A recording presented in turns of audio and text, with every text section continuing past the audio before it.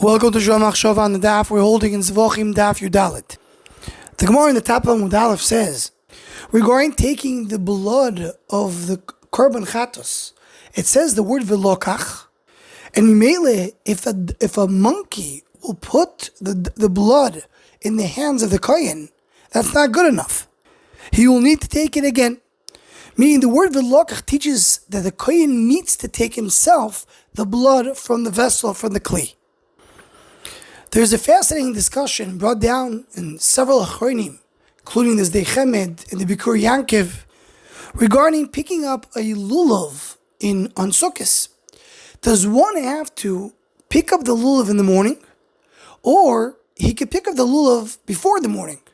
And as long as he's holding it once he reaches the morning, he will be Yotze the mitzvah. And the Sefer Machne Chaim, Chelek Gimel Siman Nun, he brings a story that once Rabbunim Eger came to visit the Chassav Sofer, and the Chassav Sofer gave him the honor to speak. Rabbunim Eger got up to speak, and he said a big pilpul. And one of the things he said is, the Lulav, you cannot hold it before the morning. You have to pick it up once you hit the morning. And the Chassav Sofer heard the drasha. It said it's a very nice drasha. But if you're talking halacha l'maaseh, I disagree. I hold if someone's holding his Lulav before the morning, and comes the morning, is Yotze the chayva. And Rabbunim Meir disagreed back. They said, no, I think halacha does not work this way. And they argued, and they didn't come to a conclusion. And the Machne Chaim, who was quoting the story, says they didn't know exactly what was the basis of the discussion between Rabbunim Meir and the Chassav Sofer. And he goes on that shuva to explain different zdadim. Towards the end of the shuva, he brings a raya from our Gemara, because it says over here that the Kohen himself has to pick up the blood. It cannot be done by a monkey. So the same thing when we're talking about velokachtem lochem by Lulav. It needs to be done by himself. It can't just be in his hand when the morning comes.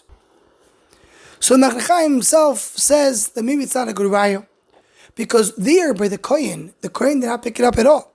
It came by a monkey. But here he did pick it up, because he picked it before the time. So maybe picking it up before the morning and holding on to it and keeping it in his hand throughout the morning, that's good enough. Not that the Ma'aseh L'kicha needs to be done in the morning.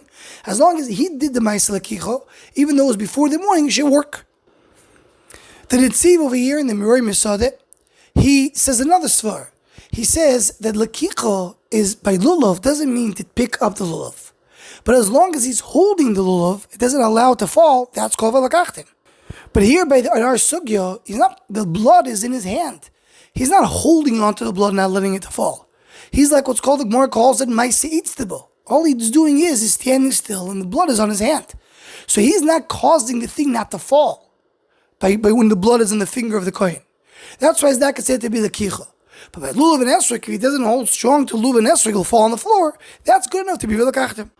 And a similar concept is brought down the Chazon Ish in Orach Chaim Sefer Kuf Mem Tes Ois Beis. He quotes the Sefer Binyan Shlomo, who brings a name of Yisrael Salanter, that holding the Lulav and Esrog before the morning until the morning, it does not work.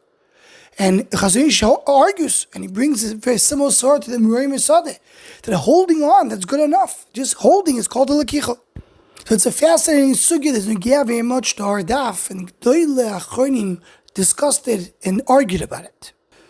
We'll just conclude what the Sefer's Des Tzofim brings in the name of the Sefer Ayolo Shlucho. That the Pasuk of Parshas Kisavo says in the Klolis, Baboiker toimar mi ten erev, ube'erev toimar mi ten boiker.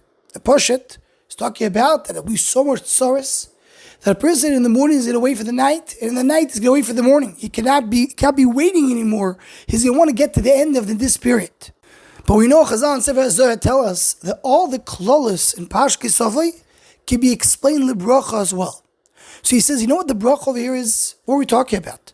He brings that Levi Yitzchak Barditchov used to stay up the whole night of the first night of Sukkot because he wanted to pick up the Lulav already in the morning.